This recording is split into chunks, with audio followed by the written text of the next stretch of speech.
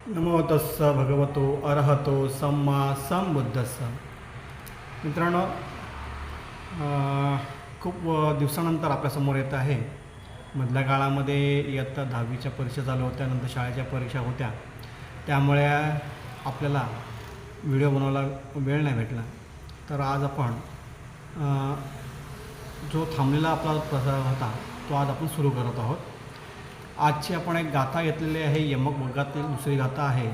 मनोपु gamma धम्मा मनोसेठा मनोमया मनसाचे प्रसन्नेन भासती वा करोती वा ततोनं सुखमन्वेती छायाव अनपायिनी.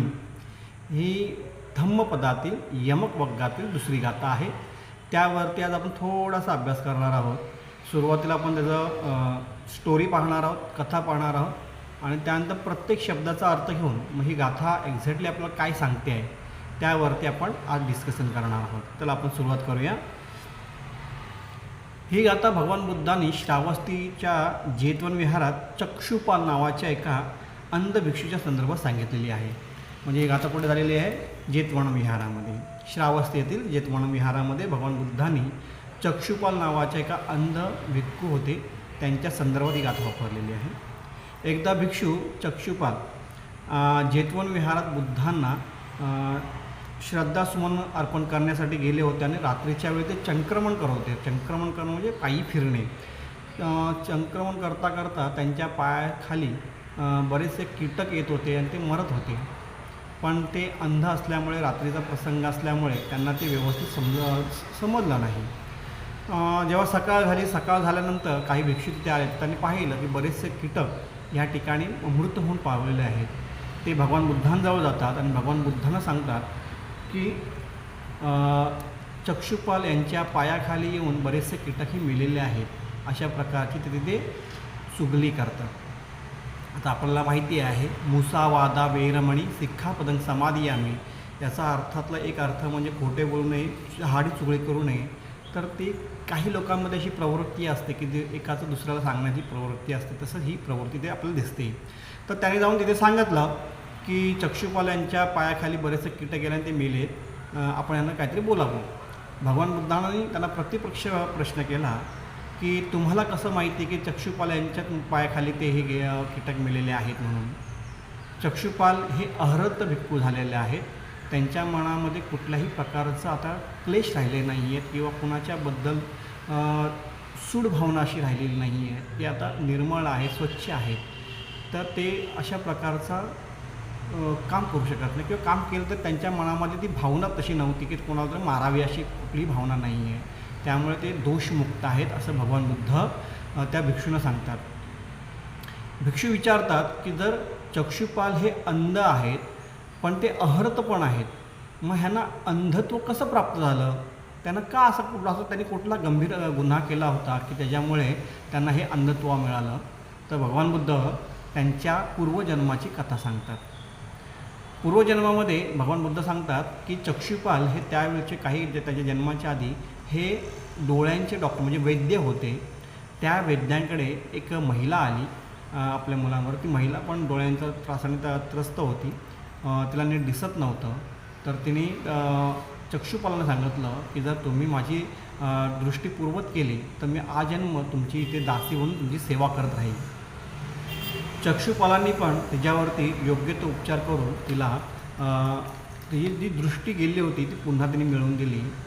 पण त्या महिलेच्या मनामध्ये शंका निर्माण झाली की जर मी आता अंध नाही आहे आणि जन्मभर या माणसाची मला गुलामी करावी लागणार आहे, दासी बनून राहावं लागणार आहे, त्यामुळे तिने काय सांगितलं की तिने खोटंच सांगितलं की माझी दृष्टी अजूनपर्यंत पूर्ण झाली नाही आहे, की मला नीट दिसत नाही आहे. अशा प्रकारे ती बहाणा बनू लागली. ह्या बहाण्यामध्ये चक्षुपालाला लगेच समजलं की ही आता खोटं बोलते आहे, हिला माझी सेवा करायला लागेल म्हणून ही खोटं बोलते आहे. म्हणून त्यांनी सूडबुद्धीने त्या महिलेला एक असे औषध दिलं की त्यामुळे त्या महिलेची दृष्टीच कायमची निघून गेली, म्हणजे ती अंध झाली. भगवान बुद्ध म्हणतात की ह्या केलेल्या कुकर्मामुळे चक्षुपाल हे अनेक जन्मांमध्ये अंध राहिलेले आहेत आणि ते त्याचा विपाक ते आजही त्याचा भोगत आहेत. तर अशा प्रकारे ते तिथे सांगतात. आणि पुढे जाऊन ते म्हणतात आहेत की आपले सर्व अनुभव विचारातून निर्माण होतात. जर आपण वाईट विचाराने बोलतो किंवा कोणतेही कार्य करतो तर त्याचे परिणाम दुःखदायकच असतात. आपण कुठेही गेलो तरी वाईट विचारांमुळे वाईटच फळ मिळते. जोपर्यंत आपण वाईट विचारांच्या प्रभावाखाली आहोत तोपर्यंत आपण दुःखातून मुक्त होऊ शकत नाही. म्हणजे आपल्या मनामध्ये जर एखाद्याबद्दल जर द्वेष भावना निर्माण झाली तर ती आपल्या कायमस्वरूपी आपल्या मनामध्ये राहते आणि आपल्याला त्याच्यातून दुःख होते. जर आपल्या मनामध्ये दुसऱ्याबद्दल सुखभावना असेल, आनंदी असेल, मैत्री भावना असेल तर आपण नेहमीच आनंदी राहू. अशा प्रकारची गाथा थोडक्यात सांगते. तर भगवान बुद्ध पुढे जाऊन म्हणतात, हीच गाथा सांगतात, मनोकूप गम्मा मनोकूप गम्मा धम्मा मनोसेठा मनोमया मनसाचे पदुठ्ठेन मनसाचे प्रसन्नेन भासती वा करोती वा ततोनं सुखमन्वेती छायाव अनपायिनी. आता हे आपण प्रत्येक शब्दांचा अर्थ समजून घेऊया. त्यानंतर ही गाथा आपल्याला एक्झॅक्टली काय सांगते ते आपण पाहूया. तर मनोपुब्बगम्मा म्हणजे मन आणि पुब्बगम्म ह्या दोन शब्दांनी हा शब्द बनलेला आहे. त्यातला पुब्बगम्म याचा अर्थ होतो आधी जाणारा किंवा अग्रभागी. याचा अर्थ असतो की म्हणजे मनोपुब्बगम्माचा अर्थ होतो ज्यांचे नेतृत्व मन करते किंवा ज्यांच्यासाठी मन मार्गदर्शक आहे. धम्माचा अर्थ खूप मोठा आहे पण ह्या गाठीसाठी ते काय वापरला की येथे धम्माचा अर्थ हा सर्व मानसिक अवस्था, विचार किंवा प्रवृत्ती, मेंटल फिनॉमिना किंवा स्टेटस असा आहे. मनोसेठा मन ज्यांचं प्रमुख किंवा अधिपती आहे, माइंड लीड किंवा mind as a chief. Manomaya मनापासून बनलेले किंवा श्रद्धावान. मनसा मनाने, इथे तृतीय विभाग आलेले आहे. चेचं च आहे, च म्हणजे जर किंवा पण किंवा जर किंवा इफ.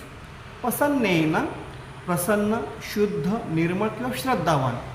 आपण त्याला इंग्लिशमध्ये प्युअर किंवा क्लिअर पण असं म्हणू शकतो. भासती बोलतो किंवा संवाद साधतो, स्पीक्स. वा हा इथे आलेला आहे किंवा ह्या अर्थाने आलेला आहे. करोती करतो किंवा कृती करतो, डज ॲक्ट्स. तर तो त्या कारणाने किंवा त्यानंतर, फॉर्म दॅट किंवा देअरफॉर. नंग त्याला किंवा त्या व्यक्तीला. तंग म्हणजे त्याला किंवा त्या व्यक्तीला. सुख मनवेती सुख व अन्वेती मागे येते किंवा पाठलाग करते. म्हणजे सुख त्याचा मागोमाग येते, सुख त्याच्या मागोमाग येते. छाया म्हणजे सावली. एव हा सोबत लागलेला संधी झालेले त्याप्रमाणे म्हणजे म्हणजेच सावलीप्रमाणे. अनपायिनी म्हणजे कधीही सोडून न जाणारी किंवा सतत सोबत राहणारी, नेव्हर लिव्हिंग. आता हे आपण संपूर्ण अर्थ पाहिलेले आहेत. आता एक गाथेचं म्हणजे एक ओळीचा अर्थ काय होतो तेही आपण पाहूया. मनोपुग्गम्मा धम्मा मनोसेठा मनोमया म्हणजे सर्व मानसिक प्रवृत्तींचे नेतृत्व मनच करते. मन हेच त्या सर्वांमध्ये श्रेष्ठ आहे आणि या सर्व अवस्था मनातूनच तयार होतात. थोडक्यात आपले विचार हेच आपल्या अनुभवांचे निर्माते आहेत. ही झाली पहिल्या ओळीचा अर्थ. दुसरी ओळ आहे मनसाचे प्रसन्नेन भासती वा करोती वा. जर एखादी व्यक्ती शुद्ध आणि प्रसन्न मनाने काही बोलते किंवा शारीरिक कृती करते असा याचा अर्थ होतो. ततोतं सुख म्हणवेती छाया व अनपायिनी. ततोतं म्हणजे तर त्या शुद्ध विचारामुळे सुख त्या व्यक्तीच्या मागे अशा प्रकारे येते जशी आपली सावली आपल्याला कधीही सोडून जात नाही, ती सतत आपल्यासोबत राहते. अशा प्रकारे ह्या 3 ओळीचा अर्थ होतो. तर एकंदरीत ह्या संपूर्ण 3 ओळींचा सारांशमध्ये अर्थ काय होतो की आपले मन हे सर्व कर्मांचे केंद्र आहे. जर आपण आपले मन शुद्ध आणि निर्मळ ठेवले तर सुखाची प्राप्ती होण्यासाठी आपल्याला बाहेर शोध घेण्याची गरज नाही. ते आपल्या चांगल्या कर्मांचे फळ म्हणून सावलीसारखे कायम आपल्यासोबत राहील. अशा प्रकारे ही गाथा आपल्याला या 3 कडव्यामध्ये सांगितलेला अर्थ आपण पाहिलेला आहे.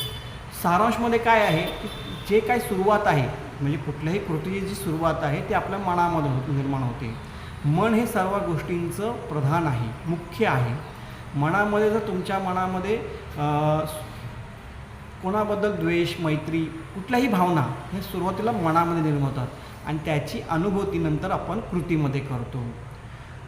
म्हणजे कुठल्याही गोष्टी सुरुवात ही गाथा सांगते की मनामध्ये होते. त्यामुळे मनाला कंट्रोल करणं खूप गरजेचं आहे. जर तुमच्या मनामध्ये दुसऱ्याबद्दल द्वेष निर्माण झाला तर तुमची कृती ही द्वेषपूर्वक असणार. जर तुमच्या मनामध्ये दुसऱ्याबद्दल प्रेम भावना निर्माण झाली तर तुमच्या दुसऱ्यांच्या प्रती तुम्हाला प्रेम, मैत्रीत, करुणा ह्या भावना निर्माण होतील किंवा त्याप्रमाणे तुमची ॲक्शन होईल. आणि ज्याप्रमाणे तुमची ॲक्शन होईल त्यानुसार तुमचं त्याला विपाक मिळेल. म्हणजे प्रत्येक कार्याला विपाक असतो, प्रत्येक कृतीला विपाक असतो. जर चांगलं केलं तर चांगल्याप्रमाणेच होणार, जर वाईट मनात निर्माण केलं तर वाईटच तुम्हाला भेटणार. अशा प्रकारची ही गाथा तुम्हाला सांगण्याचा प्रयत्न करत आहे. तर आज आपण इथं थांबूया. मोठा व्हिडिओ करणार नाही, छोटाच करूया आपण. पण आपल्याला ही गाथा समजली पाहिजे. चक्षुपाल बघा, ह्याच्या गाथामध्ये कॅरेक्टर बघा. चक्षुपाल आहेत, भंते भिक्खू संघ आहे, ती लेडी आहे, ती महिला आहे.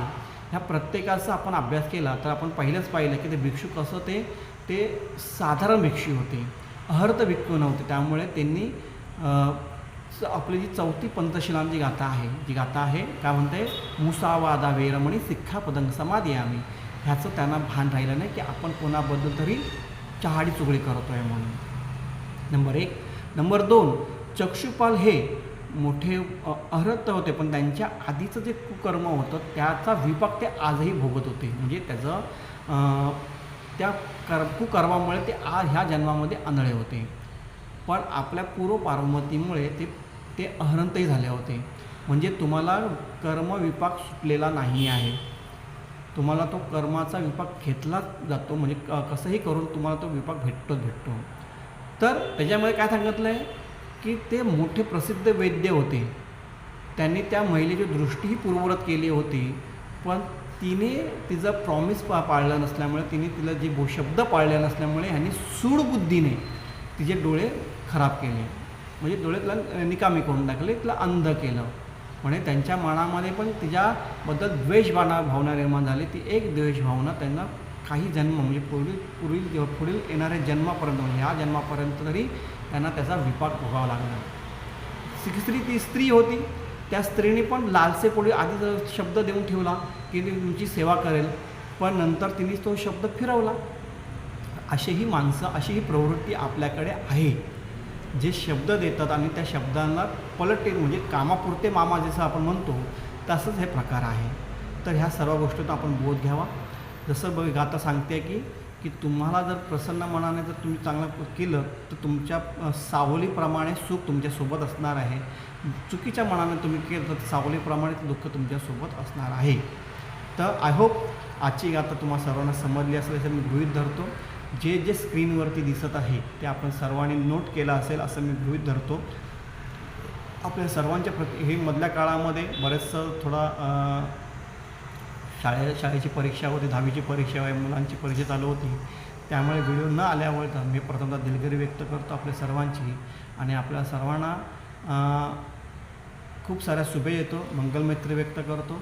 आणि आपल्याला आता एकच विनंती आहे, जर आपल्याला हे चॅनल आवडत असेल तर चॅनल लाईक करा. आपल्या मित्रांमध्ये सर्व लोकांपर्यंत आपला उद्देशच आहे की पाली भाषा ही प्रत्येक मराठी घरापर्यंत पोचली पाहिजे. तर ते सर्वांपर्यंत पोहोचवण्याचा प्रयत्न करा, शेअर करा आणि चॅनल सबस्क्राईब करायला विसरू नका. आपल्या सर्वांच्या प्रती पुन्हा एकदा मंगलमैत्री व्यक्त करून इथेच थांबतो. नमो बुद्धाय.